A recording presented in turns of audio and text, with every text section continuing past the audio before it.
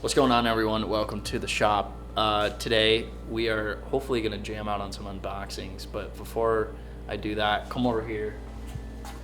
I've been building arrows and getting ready pretty much non-stop. I got a bow we've been setting up all day today, trying to get it all dialed.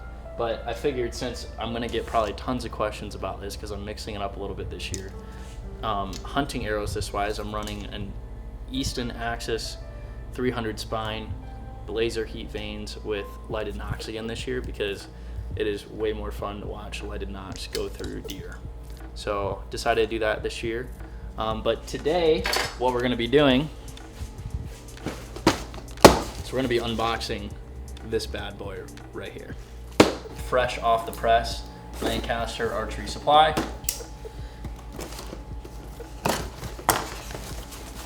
Alrighty. So good things do come in small packages, and we're gonna see if that is true in this scenario. We have the PXS Target Deluxe Kit from Specialty Archery. It is a new Peep that they came out with that has adjustable apertures, adjustable lenses and clarifiers. So I have the full kit here. So what we're gonna do today is we're gonna run through it, set it up, and kind of explain, and maybe explain why you would even want this Peep.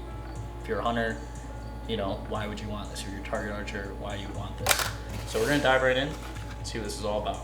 Okay, so pretty much we have just the Peep right here, the PXS Target Peep in black. I really don't know if there's other colors or not. And then this is the deluxe kit, which it looks like there are 5 different aperture sizes, and then 5 different clarifier colors, which are like different. It's similar to like eyeglasses, different prescriptions and stuff. So let's go ahead and open up the Peep.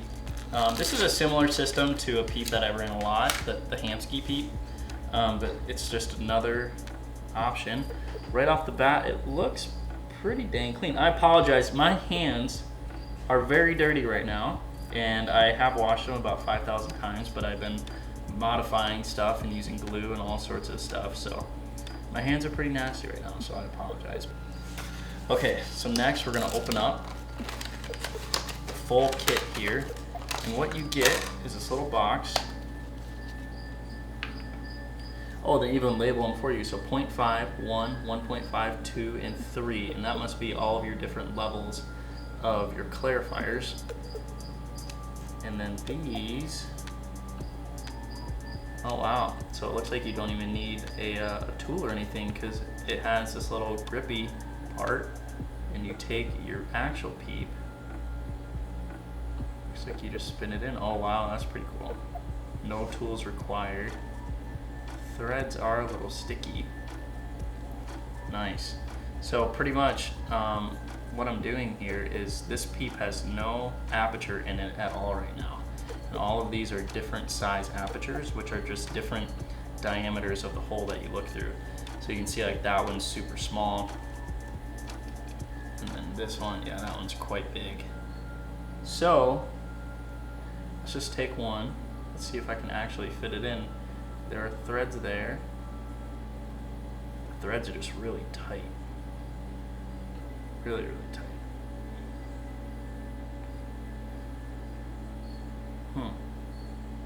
There you go. That's just how you switch out apertures. Super. Oh, wow. Oh. I can't get that out now. Okay, there we go. That was just in there tight. These threads are not. They're just really snug. They work good, they're just snug. Okay, so we have our Peep. We have all of these different sized apertures. And when you get a full kit like this, it allows you to mess around with it, especially if you're like a 3D archer, or really any type of archer, but what your vision is your most important part. So the Peep actually controls a lot of your vision. And like how you see the target, the clearness, the brightness, obviously. So by using different types of apertures, different type of clarifiers also, it really makes your sight picture incredibly different. So by just having the full kit, like what I've done is I've just ran through every single scenario, and basically you find what is best for you. And everyone's a little bit different too, because everyone's eyesight is a little bit different. So like if this works for one person, it might not work for this person over here. So we have all of these different sizes right here. And there is an incredibly small lens. And I think what you do is in the little aperture, there's like a little cradle right there. And I think you just slide.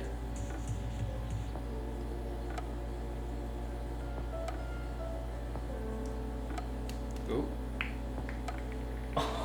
Oh, just got catapulted. All right, we're back, folks. Don't do what I just did. So this thing is pretty finicky. You gotta kind of like pinch it in. There we go. So basically, that's your end product right there. Can you see that? So that actually is kind of nice that sits right in there, compared to like other types of Peeps where it just kind of floats around, which is not terrible, but it's like sits right in there and it's easy for installation. So now we have our Peep Side. This is all by hand. You just twist that right in. Nice. So there you have it. That is how you install that. So now what we can do is we can run through any sort of combination of, I mean, literally there's 5 different apertures, 5 different lenses. So a math whiz out there, how many different combinations is that? And as you go through, so a 0.5, just off the top of my head, a 0.5 clarifier is going to be like the blurriest, and then a 3 is going to just be like insanely clear. But the more clear you go through the clarifiers, the blurrier your ping gets. And for certain people, a lot of like weird things can happen. Like a 3 is just so crisp and clear and so like much magnification and powerful that it like can throw a lot of people off. So a lot of people land actually like right in the middle of the road, where their pin is a little bit blurry and then what they're seeing, like the target is pretty clear, but there's still a little bit of blurriness left to it. If you go to one extreme to the next, sometimes you can deal with a lot of crazy stuff. But let's go ahead and put this in the bow and actually see what we're seeing and kind of see how easy it is to install. All right, so what I'm gonna do is I'm actually gonna put it inside of a bow, and hold on. There we go. And I have a TRX 38 here. It doesn't have a Peep Side in it. Kind of retired it because I got a new one sitting over there that I still have to set up for a bow build. But it's a great bow. We can put a peep in it, and I'm gonna kind of show how I tie my peep. It's literally probably 20, 30, 40 different ways you can tie in a peep, all sorts of knots. This is just how I do it, and I've liked it. So with this being 38 inches axle also, I'm probably gonna try the 37 degree angle. We'll run with that.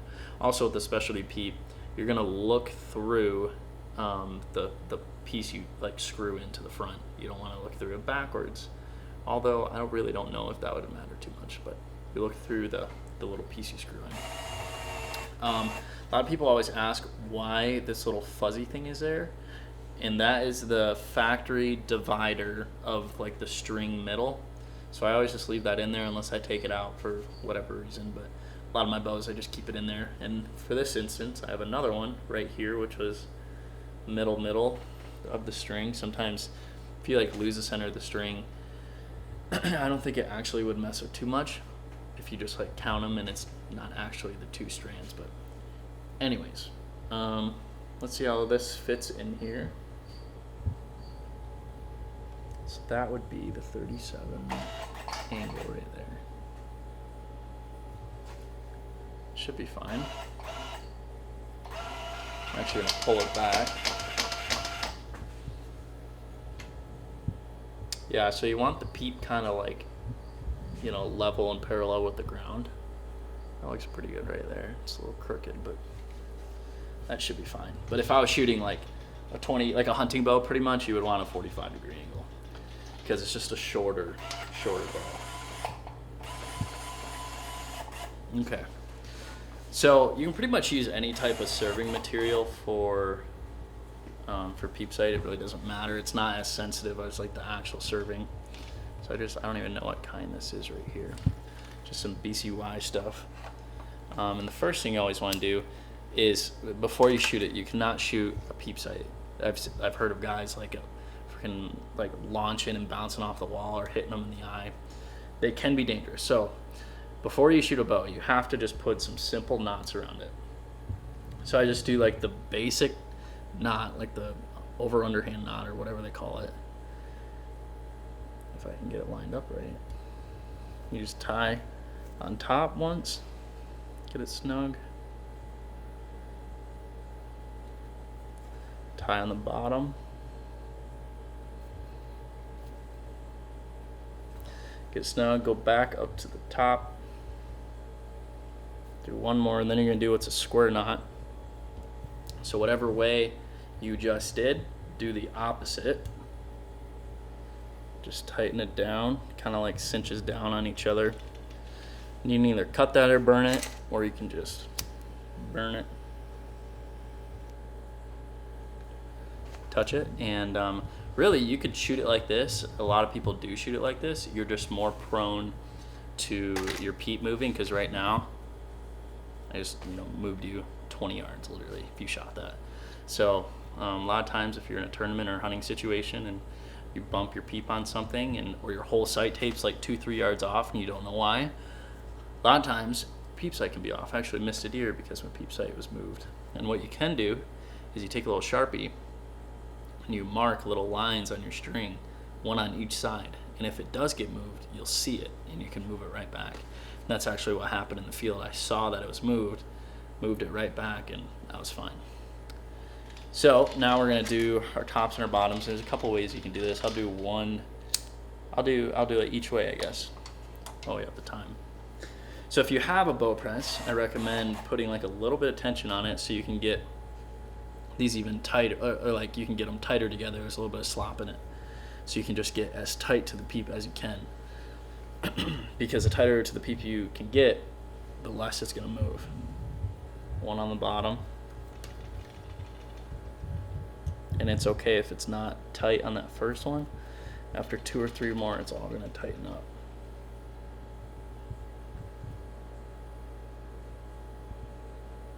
And literally what you do is you just go top, bottom, top, bottom, top, bottom.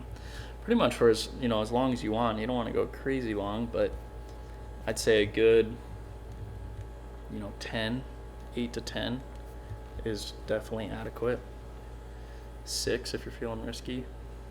And it looks clean this way too. It's a little bit bulkier, like it's a bulkier knot compared to some other ways, especially if you're not using a super skinny serving. But it works good. I will say it is a little bit more prone to slip, like on the scale of like slippiness, because there's no actual like threading inside of the string or anything. When you start threading inside the string, it's incredibly hard to move. But this is just like the quick and dirty, easy way to do it. So again, just keep going over and under. So there we go. Call that good enough. So we're gonna do a square knot again. So just go the opposite way. Your previous knot. Cinches down. Take your lighter. That was a lot. I shouldn't have done that much. If you want it like super precise, I'd recommend cutting it and then burning it, because I took off a little too much there, but no big deal. So there you go.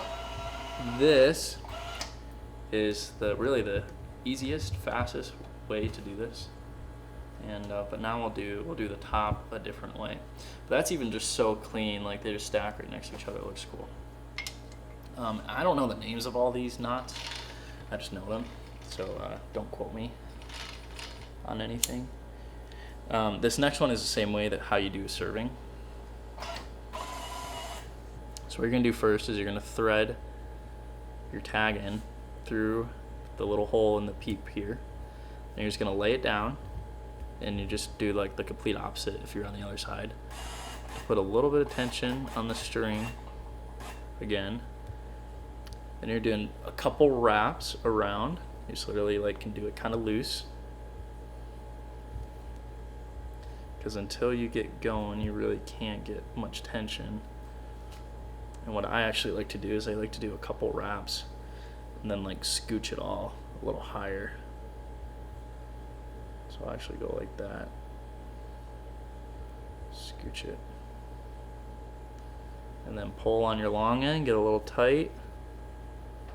Then you can put some tension on the string.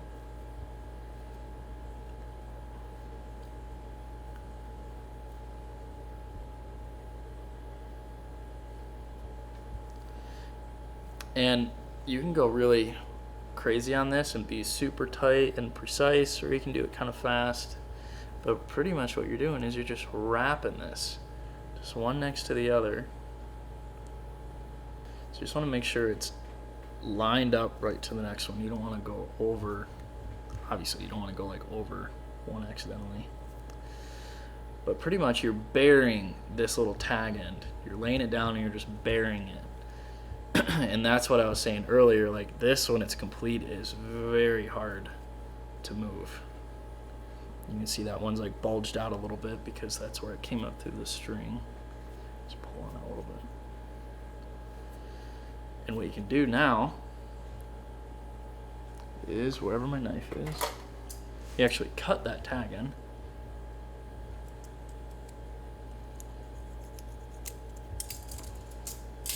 And you're just going to keep burying it in there.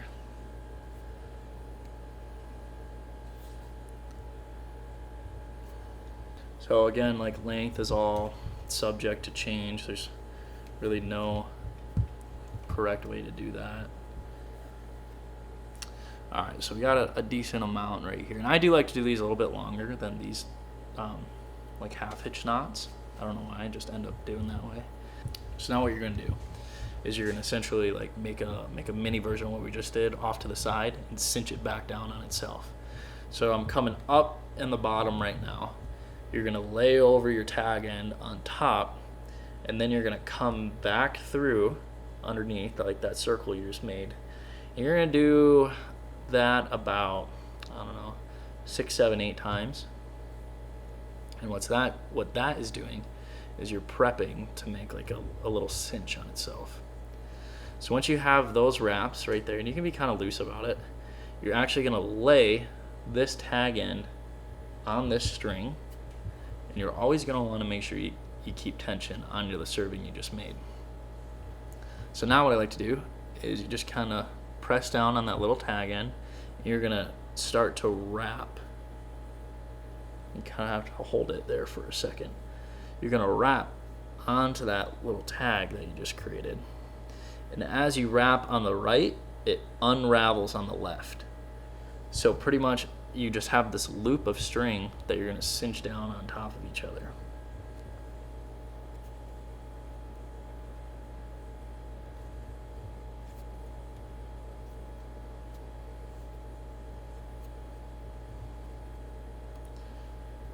You just want to make sure you got like constant pressure. And once you get all the way to the end, you're literally just going to have this like tag end type loop dealio. Or this is the tag end. You're going to have this loop. So you're going to grab the tag end, and you're going to pull on the tag. The loop's going to get smaller. Make sure you keep pressure till you get all the way there. And then you pull and cinch it down. Then you're going to take your knife, leave a little bit. You can burn this. You don't have to burn it, really. You can cut it kind of short because it's buried in there, but I like to burn it. There you go. That's how you do it. Super easy. And really, there's no right way to do this. This knot works just as good as this knot. Like I said, though, this one, I mean, if you really remount it, there is potential you can move it. One other little trick I like to do is I'll take a piece of serving material, and then I'll wrap it on the bottom side right here. I'll get tension on it. I'll actually pull my serving See how hard that's barely moving. There we go. I actually pull my serving up tighter to my peep, because again, like the tighter you get to the peep, just the less room your peep's gonna get and the more tension it's gonna have. So yeah, there's 2 quick ways you can tie in your peep, and you can literally do this at home, and it's super easy. So real quick, I wanted to touch on why you would want one of these, like a higher end peep for hunting. As we continue, like hunters just keep like evolving and getting better and more technical and everything. 1/4 inch peep is no longer really like the solution if you want to get better. The bigger your peep is, people always say like better light, low light, whitetail hunting, which is semi-true, but that's just so much room for error. A peep system like this, it allows you to have all different types of apertures. You can play with them and actually run still a very small peep while hunting. So if you're a hunter and you're got like a bow hunting setup and you're trying to get better, definitely don't look past getting a higher quality peep, messing with apertures. I don't necessarily run a clarifier or a verifier while hunting, just because it's like another variable, another lens, but different size peeps are very, very important. But anyways, that's the unboxing for today, kind of how to set it up. Make sure to check out LancasterArchery.com for all of your archery needs. They are literally the Amazon of archery. So thank you guys so much for watching. We'll catch you guys in the next one.